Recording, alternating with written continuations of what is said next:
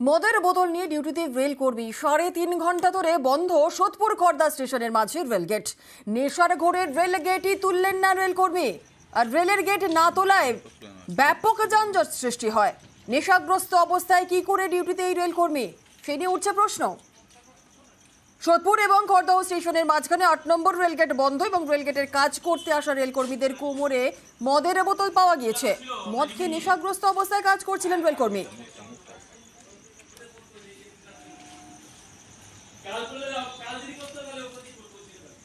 বলছি রেলের অফিসাররা তো মদ খেয়ে রয়েছে, পুরো ফিটিং আছে সব। কে কেন জোর করছে কে কারা? ওরাই ওরা করবে, তারপরে যাবো। আমরা তো বসে আছি, এই তো ছোটো গাড়ি মাচিস নাই, কি ঘুরিয়ে নেবো।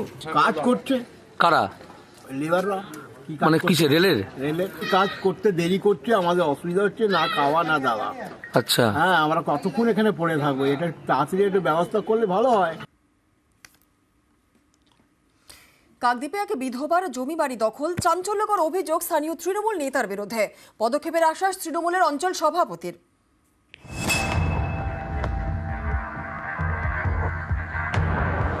বাস স্ট্যান্ডের পাশেই বাড়ি, বাড়ি লাগোয়া চাষের জমি, সব মিলিয়ে 16 কাঠা। এ জমির মালিক কমলা প্রধান। তার অভিযোগ, এই 16 কাঠা জমি দখল করে নেওয়া হয়েছে, বেড়া দিয়ে ঘিরে লাগিয়ে দেওয়া হয়েছে তৃণমূলের পতাকা।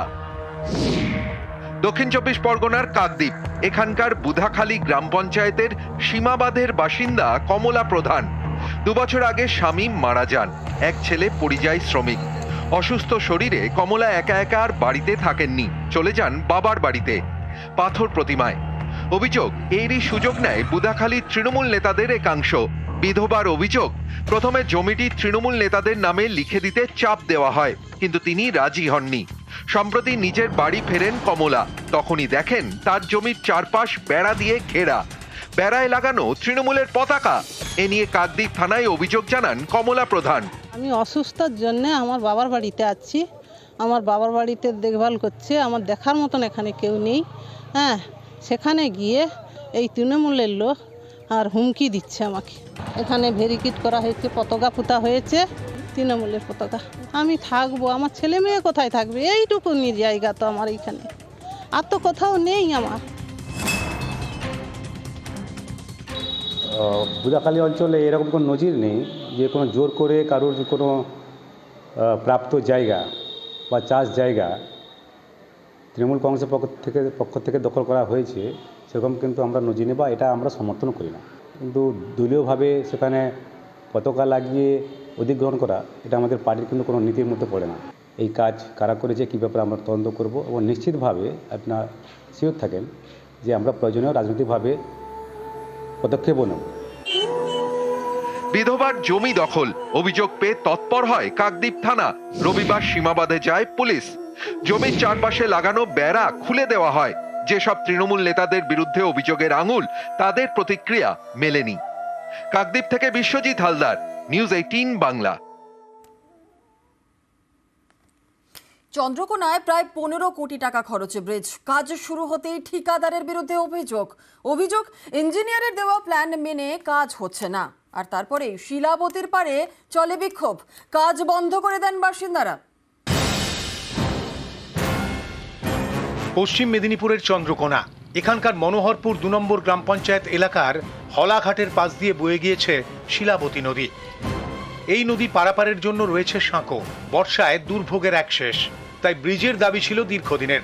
সেই মতো উদ্যোগ নেয় পূর্ত দফতর, বরাদ্দ করা হয় 14 কোটি 80 লক্ষ টাকা। কাজ শুরু করেছেন ঠিকাদার, কিন্তু শুরুতেই কাজের মান নিয়ে ক্ষোভ। অভিযোগ, নিয়ম মেনে কাজ হচ্ছে না, মানা হচ্ছে না ইঞ্জিনিয়ারের দেওয়া প্ল্যান। তারপরেই শুরু হয় বিক্ষোভ, কাজ বন্ধ করে দেন স্থানীয়রা। কত এমএম রড লাগানো হবে, কি ব্যাপার, কত বেড়ি দিয়ে হবে, কত এমএম বেড়ি, সেটাও আমরা জানতে পারি না। কত মানে পথটা পুরোটাই ঝাল দিয়েছে, মাঝখানে আবার ঝাল দিয়ে মানে শুধু তার পয়েন্ট করে বেঁধে দিয়ে ঢেলে দিচ্ছে।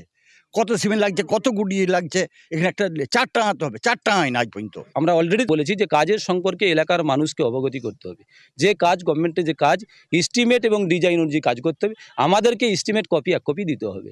আজ পর্যন্ত আমাদেরকে দেয় না। আমরা একে প্রত্যেকে বলবো যে অফিসকে বলেছি আপনারা এসে আমাদেরকে কাজ কি আছে কাজ বুঝান, তারপরে কাজ করতে আমরা দেবো। এটা লেবারে ঘটিয়েছে, আমরা সাইডে ছিলাম না, আমি কালকে একটু সাইড দিয়ে নিয়েছিলাম। তো আমার ইঞ্জিনিয়ার ছিল, সে অতটা খেয়াল করেনি। ওরা 18টা রড বেঁধেছে, 20টা রড বাঁধার কথা, একটা জালিতে ওরা 18টা রড বেঁধেছে। আমার যে আরও 10টা জালি বাঁধা আছে সেটা আমার সব 20টা করেই আছে। আর আজ পর্যন্ত যা কাজ হয়েছে আমার সব 20টা করে জালিতে রড হয়েছে। কিন্তু কোনো কাজ শুরুর আগে তো তার কিছু নিয়ম আছে, বোর্ড টোর্ডগুলো লাগাতে হয়, সেগুলো লাগাননি কেন? সব লাগানো হবে, তো আমরা 1 মাস হলো কাজ শুরু করেছি। এখন দেখার প্রশাসন কি ব্যবস্থা নেয়। সুকান্ত চক্রবর্তী, নিউজ 18 বাংলা, চন্দ্রকোনা।